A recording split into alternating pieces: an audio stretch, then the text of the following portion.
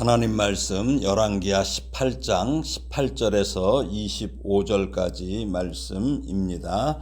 함께 봉독하겠습니다. 그들이 왕을 부르매 hil기야의 아들로서 왕궁의 책임자인 엘리야김과 서기관 셈나와 아삽의 아들 사관 요아가 그에게 나가니 랍사게가 그들에게 이르되 너희는 히스기야에게 말하라. 대왕 아수르 왕의 말씀이 네가 의지하는 이 의뢰가 무엇이냐. 네가 싸울 만한 계교와 용력이 있다고 한다마는 이는 입에 붙은 말뿐이라. 네가 이제 누구를 의뢰하고 나를 반역하였느냐.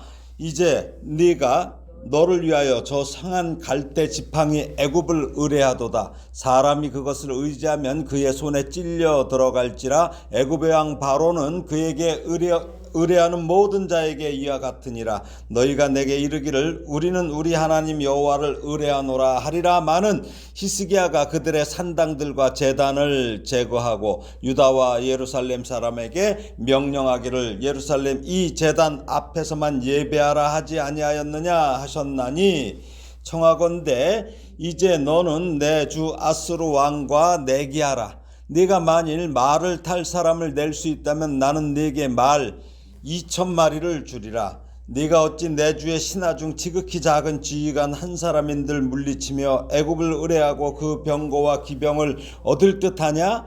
내가 어찌 여호와의 뜻이 아니고야 이제 이곳을 멸하러 올라왔겠느냐? 여호와께서 전에 내게 이르시기를 이 땅으로 올라와서 쳐서 멸하라 하셨느니라 하는지라. 참 놀라운 일이 벌어지고 있습니다. 남왕국 유다는 히스기야의 아버지 아스 때에도 아수르에게 아주 힘에 겨운 조공을 바쳐서요. 그래서 지금 국고가 이미 바닥이 난 상태인데 다시 히스기야까지 하나님께 여쭙지 않고 아수르에게 성전의 금을 벗겨내어 조공을 바쳤어요. 그렇지만 아수르는 아예 지금 유다를 멸망시키려고 예루살렘을 포위하고 지금 심리전을 펼쳐요. 그러면서 또 영적 전쟁을 먼저 시도하는 모습이에요. 그동안 14년 동안이나 하나님과 연합하여 하나님의 율례를 따르며 그 하나님의 은혜로 형통의 복까지 누렸던 히스기야가 코앞까지 밀려온 이 아수르의 대군을 보고 하나님을 놓치자 이제 그들에게 오히려 모진 조롱을 당하는 모습입니다. 어제 17절에서 아수르의 왕 사네립이 보낸 3명이 있죠. 다르단과 랍사리스와 랍사게는 사람 이름이 아니에요. 다르단은 야전사령관이란 뜻이에요. 그러니까 군 최고 지휘관을 가리키는 거고 왕을 대표하며 때때로 왕자가 이 직분을 맡기도 했어요. 랍사리스는 환관장이에요. 그리고 랍사게는 술 따르는 관원이에요. 그래서 이건 사람 이름이 아니라 모두 아수르의 관직에 대한 이름이에요. 그래서 그들이 예루살렘으로 올라가서 윈모 수도 곁 큰 길에 진을 친 것이에요. 이곳은 예루살렘 성에 물을 공급해주는 수로 부근이에요. 그래서 아람과 북이스라엘 전쟁 전에 이사야는 그 이사야서 7장을 보게 되면은 아하스 왕을 이곳으로 데려온 적이 있어요. 히스기야 아버지. 그 이유는 뭐예요? 예루살렘을 방어하는데 필요한 수로를 점검하고 이 방어하려는 의지를 다짐하기 위한 것으로 보여요.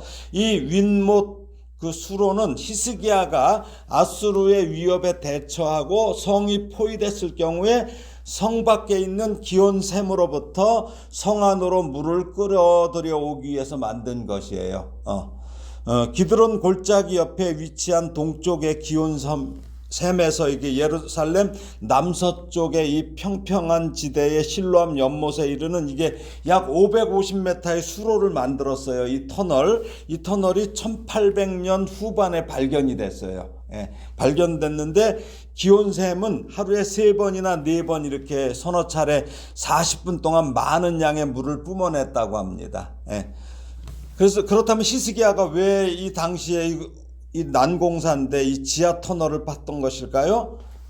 첫째는 전쟁 때도 예루살렘 성 안에 식수를 원활히 공급받기 위해서겠죠. 이게 역대하에 나와요. 32장에 보면 나와요. 그리고 둘째는 기온샘물의 근원을 막아서 외국 군대가 쳐들어왔을 때 식수 공급을 막기 위해서예요. 예, 이것도 역대하 32장 3절 4절에 나와요. 셋째는 평화시해죠. 건기 때에도 백성들에게 식수를 충분히 공급하기 위해서 이것을 팠던 거예요. 근데 지금 아수르 군대가 이곳까지 들이닥쳐서 하나님을 의지하고 애굽과 동맹을 맺어 아수르에 대항하는 히스기야에게 스스로 싸울 만한 계교와 용력이 있다나 그것은 허풍일 뿐이라는 거예요. 그래서 너는 애굽의 도움도 못 받고 하나님의 도움도 받을 수 없다고 모독하며 지금 조롱하고 있는 거예요. 이어서 랍사게는 뭐라고 해요? 히스기야의 군대는 아수르군의 적수가 되지 못한다는 거예요. 또 애굽의 도움도 받지 못할 것이라고 비웃으며 심지어는 자신들이 유다를 멸하러 온 것은 여호와의 뜻이라고 아주 교묘한 심리전과 지금 영적 전술을 펼치는 거예요. 그렇게 하면서 유다 진영의 사기를 꺾으려는 것이 오늘 본문의 내용이에요. 자, 18절을 다시 읽어볼까요? 시작. 그들이 왕을 부르매 hil기야의 아들로서 왕궁의 책임자인 엘리야김과 서기관 셈나와 아삽의 아들 사관 요아가 그에게 나가니. 아수르의 간원들이 나오니까 이쪽에서도 마찬가지로 그 협상이나 뭐 어떻든 뭐 이게 나가죠, 대표단이.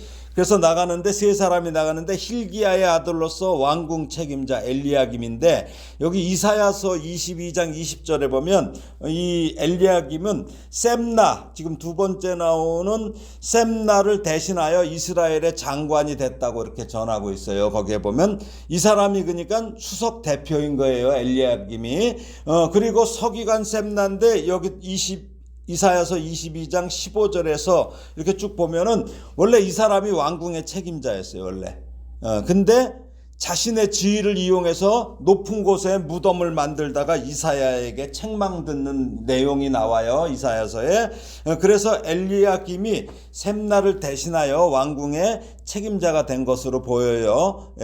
그러나 그래도 협상 대표로 나온 것을 보면은 셈나가 그래도 왕 가까이에서 왕을 나름대로 보좌한 것으로 보여요. 왕의 신임이 있었다는 거죠, 그래도.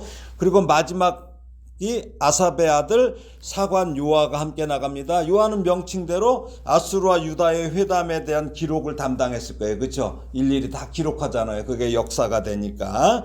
자, 이제 어떤 얘기가 오가나 볼까요? 자, 19절을 한번 읽겠습니다. 랍사게가 그들에게 이르되 너희는 히스기야에게 말하라. 대왕 아수르 왕의 말씀이 네가 의뢰하는 이 의뢰가 무엇이냐? 무슨 뜻입니까? 너 뭘 믿고 너 아직도 항복하지 않고 지금 너 버티고 있냐 이거예요. 너 왜 덤벼? 이 얘기예요. 여기 랍사게를 통해서 아수르 왕 사네립은 의뢰란 말을 사용하고 있어요. 열왕기서 저자는 아수르라는 대제국과 조그만 유다라는 나라 사이에 상대가 되지 않는 싸움에서 사실은 이 의뢰란 말은 뭘 의미해요? 이 뒤에 여호와가 이게 지금 이렇게 이런 일이 이루어지고 있음을 전하는 것이에요. 버티고 있는 게. 이것은 단순히 국가 간의 힘의 대결이 아니라는 뜻이에요. 그렇습니다. 그러니까 하나님께서 택하신 유다에게 여호와는 그 무엇보다도 그 누구보다도 먼저 의뢰해야 할 분이라는 것이죠.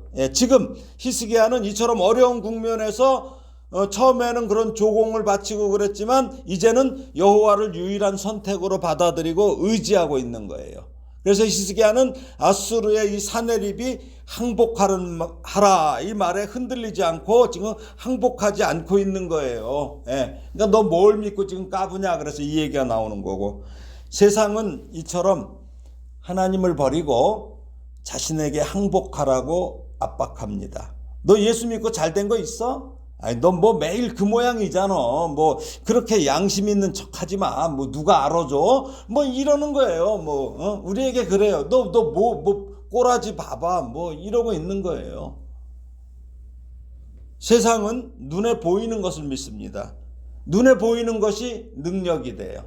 능력으로 그게 증명이 돼요. 그래서 눈에 보이는 것을 의뢰해요. 그래서 많은 그 성도들 중에 보면은 자기가 그 눈에 보이는 것으로 하나님을 증명하려고 하는 분들 많아요. 그렇죠? 내가 공부 잘해갖고 내가 돈 많이 벌어서 높은 자리에 올라가서 내가 하나님을 증명하려고 그래요. 그렇지 않아요. 우리 성도들은 보이지 않는 하나님께 주여 믿습니다라고 고백하며 믿고 있으니까 그들보다 물질이 없고 권력이 낮으며 가진 것이 없을 때 이게 믿고 버티기가 결코 쉽지 않아요. 그러니까 자꾸 뭘 가지려고 하고 막 자꾸 그래요. 그러다 보면 무리수를 두고 거기에만 집중해요. 하나님의 뜻은 살피지 못하고. 그러니까 이때 확실한 믿음이 없으면 의심이 가. 그리고 점차 그 의심이 쌓여서 불신 장벽을 건설하게 돼 있어요. 지금 아수르의 이 사자들이 이 세 사람이 불신 장벽을 쌓도록 지금 부추기고 있는 거예요. 지금요. 야, 너 뭘 믿어 너? 너 뭘 의뢰해? 이제 이 랍사게의 이제 화려한 이 언변, 이 심리전을 한번 살펴볼까요? 20절, 21절입니다. 함께 읽겠습니다. 네가 싸울 만한 계교와 용력이 있다고 한다마는 이는 입에 붙은 말뿐이라. 네가 이제 누구를 의뢰하고 나를 반역하였느냐? 이제 네가 너를 위하여 저 상한 갈대 지팡이 애굽을 의뢰하도다. 사람이 그것을 의지하면 그의 손에 찔려 들어갈지라. 애굽의 왕 바로는 그에게 의뢰하는 모든 자에게 이와 같으니라. 너 그래봐야 소용없어요. 저들은 지금 먼저 히스기야를 지금 깎아내려요. 왕을 먼저 깎아내리는 거예요. 히스기야는 계략도 용기도 없으면서 입에 붙을 말만 한다. 붙은 말. 예. 그러니까 뭐야? 아무것도 없는 주제에 지금 허풍만 떤다는 거예요. 이거 왕하고 지금 신하들하고 이간질 시키는 거예요. 이간질 시키는 거예요. 그러나 유다가 히스기야가 하나님의 말씀을 의지한다면 히스기야는 어떤 종류의 어떤 그런 계략, 군사적인 힘을 의지할 필요가 없어요. 그렇죠? 왜? 여호와 하나님이 지혜와 능력을 다 소유하고 계시잖아요. 그렇기 때문에 그게 의미가 없다는 거예요. 그렇지만 이들은 지금 계속 특히 랍사게가 교만하게 의스대고 있어요. 뭐라 그래요? 애굽은 상한 갈대 지팡인데 그것을 의지하지 말래요. 예. 이 말은 이사야서 31장 3절에 보면은 애굽은 사람이요 신이 아니며 그들의 말들은 육체요 영이 아니라 여호와께서 그의 손을 펴시면 돕는 자도 넘어지며 도움을 받는 자도 엎드려져 다 함께 멸망하리라. 이 말과 비슷해 보여요. 그렇죠? 예. 랍사게는 지금 애굽을 의지하여 아수르에게 반역해봐야 소용없을 것이라고 한 후에 이제 이번에는 이제 또 여호와까지 또 이제 거론하는 거예요. 예. 자, 22절, 24절 좀 더 볼까요? 시작. 너희가 내게 이르기를 우리는 우리 하나님 여호와를 의뢰하노라 하리라마는 히스기야가 그들의 산당들과 제단을 제거하고 유다와 예루살렘 사람에게 명령하기를 예루살렘 이 제단 앞에서만 예배하라 하지 아니하였느냐 하셨나니 청하건대 이제 너는 내 주 아수르 왕과 내기하라. 네가 만일 말을 탈 사람을 낼 수 있다면 나는 네게 말 2,000마리를 주리라. 네가 어찌 내 주의 신하 중 지극히 작은 지휘관 한 사람인들 물리치며 애굽을 의뢰하고 그 병거와 기병을 얻을 듯하냐? 예, 랍사게의 아주 날카로운 아주 비수 같은 말은 두 가지 의미를 담고 있어요. 첫 번째는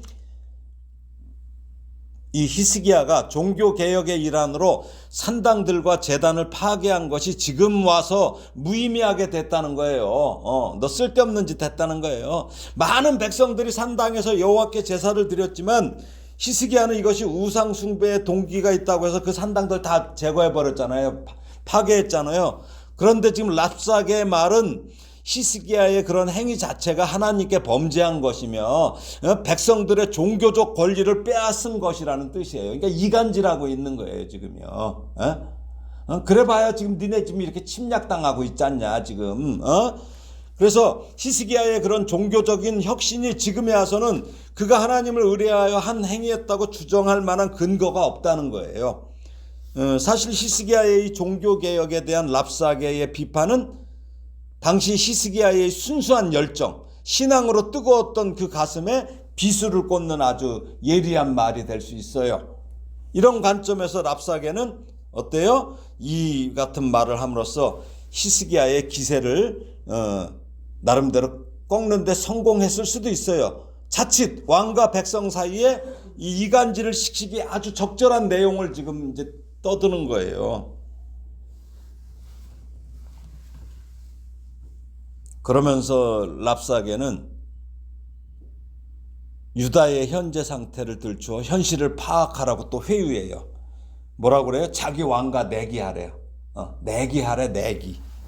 랍사게는 히스기야의 통치 아래 행해진 제사 의식의 그 중앙 성소, 그렇죠? 예. 한 곳으로 집중하라는 거, 이것뿐만 아니라 유다 군대의 상황에 대해서도 아주 상당한 지식을 가진 것 같아요. 유다 군대 상황을 뭐라고 그래요? 말 2,000표를 자기네들이 죽어도 승리할 수 있다고 지금 호언장담하는 거예요. 니네 그 말이나 그 제대로 탈 사람이 있냐 이 얘기예요. 말 2,000표는 엄청난 숫자인데 지금 랍사게는 아수르의 막강한 군사력을 과시하면서 히스기야의 취약한 이 병력을 지금 비꼬는 말이에요. 너 뭐 믿고 까부냐는 얘기예요. 그러니까 랍사게의 목적은 지금 왜 그래요? 유다의 길을 꺾어서 항복시키려는 거예요. 예. 이게 사실 제일 좋은 방법이잖아요. 그렇죠? 항복시키는 게. 그가 이런 말 하지 않고도 예루살렘 즉시 공격할 수 있잖아요. 근데 유다가 두려워하고 낙심과 절망적 상황을 인식하여 쉽게 포기하고 내부 갈등이 일어나게 하는 거. 이 생각에 교묘한 지금 심리전을 펼치고 있어요. 네. 랍사게는 유다 왕 히스기야의 신앙심을 동요시키고 유다 군사력의 약점을 지금 공격함으로 지금 히스기야와 유다의 이 기세를 꺾으려는 거예요. 자, 이제 어느 정도까지 됩니까? 25절을 읽어볼까요? 시작. 내가 어찌 여호와의 뜻이 아니고야 이제 이곳을 멸하러 올라왔겠느냐? 여호와께서 전에 내게 이르시기를 이 땅으로 올라와서 쳐서 멸하라 하셨느니라 하는지라. 아주 이제 한 발 더 나가서 랍사게는 자신을 히스기야의 그러한 신앙 상태를 징벌하기 위해서 하나님이 보내신 사자라고 지금 허풍을 떨고 있는 거예요. 자기가. 이게 무슨 짓이에요? 이거 하나님 망령되게 하는 매우 오만한 태도잖아요. 그러나 이게 또 한쪽으로는 이방인인 랍사게가 이 여호와의 뜻, 이거 뭐 운운한다 할지라도 이상하게 생각할 건 없어요. 왜 그러냐면 당시 이 고대 증근동에서는 전쟁에 패한 것을 그 나라 신의 진노로 해석하는 경우가 흔했기 때문이에요. 지금 니네 지금 다 졌다. 여호와의 진노다. 내가 그 여호와가 보내서 왔다. 그 예가 또 그거 있죠. 고레스는 자신이 바벨론을 차지한 것은 그 마루둑 신의 도움 때문이라고 생각했거든요. 그러니까 이 당시에는 이런 생각이 있어요. 그렇기 때문에 랍사게가 여호와의 뜻을 운운하는 것은 히스기야가 여호와를 의지하지 않고 애굽을 의지한 사실, 이걸 좀 꼬집으면서 산당들과 제단을 제거한 것 등에 대해서 여호와께서 아수르를 보내서 유다를 심판케 하셨다는 거예요. 그래서 랍사게는 당시 그 이사야서 8장 7절 8절을 한번 볼까요? 이사야서 8장 7절 8절 한번 볼까요? 읽어보겠습니다. 그러므로 주 내가 흉용어가 창일한 큰 하수 곧 아수르 왕과 그의 모든 위력으로 그들을 덮을 것이라. 그 모든 골짜기에 차고 모든 언덕에 넘쳐 흘러 유다에 들어와서 가득하여 목에까지 미치리라. 임마누엘이여 그가 펴는 날개가 네 땅에 가득하리라 하셨느니라. 이런 이사야 선지자가 아수르의 침공을 여호와의 심판이라고 이렇게 말했던 이런 정보도 알았을 수 있어요. 그렇죠? 이런 내용도. 그러니까 지금 랍사게가 이래. 그러니까 대단히 유능한 사람이에요, 이 사람이. 그렇죠? 그냥 우리처럼 뭐 술 맡은 관원장 정도가 아니죠. 랍사게는 지금 야 히스기야야 전해주라는 거예요. 지금 하나님께서 내가 너를 멸하라고 말씀하셨다. 나는 하나님의 뜻을 행하는 것뿐이다. 그리고 너를 그 공세로부터 막아줄 자는 아무도 없다. 그러므로 너는 항복하는 편이 나아. 이러는 아주 고도의 심리전과 영적 전략을 펼친 거예요. 근데 사실 랍사게는 여호와가 누구인지도 잘 몰라요. 그냥 자기네들 믿는 방식의 그런 신으로 생각해요. 그러면서도 그가 지금 하나님의 이름까지 들먹이면서 아수르의 침공을 합법화하는 것은 왜 그래요? 전쟁이나 어떤 그런 화를 당할 경우 그 피해 대상은 신의 징계로 그러한 결과를 당하게 되었다는 것이 당시의 일반적인 그런 생각에 근거한 것이에요. 이러한 랍사게의 말은 아수르 군대의 포위로 지금 공포에 사로잡혀 있는 성안의 사람들의 믿음을 흔들어 놓기에 충분한 것이에요. 충분한 것이에요. 이게.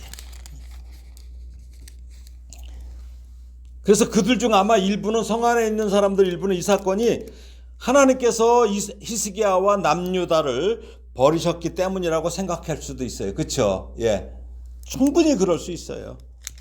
그러나 우리가 성경 어디에도 하나님께서 아수르에게 유다를 치라고 명령하신 기록은 어디에도 안 나와요. 그러므로 랍사게가 하나님의 뜻을 말하는 것은 하나님을 망령케 일컬으며 그들의 침략을 정당화하기 위한 수단에 불과한 것이에요. 사람이 뭐가 이렇게 눈으로 보이는 숫자가 많고 이게 세면은 아무것도 보이는 게 없어요. 눈에 보이는 게 없어요. 하나님도 안 보여요. 더더군다나 이방의 하나님도 안 보여요. 예.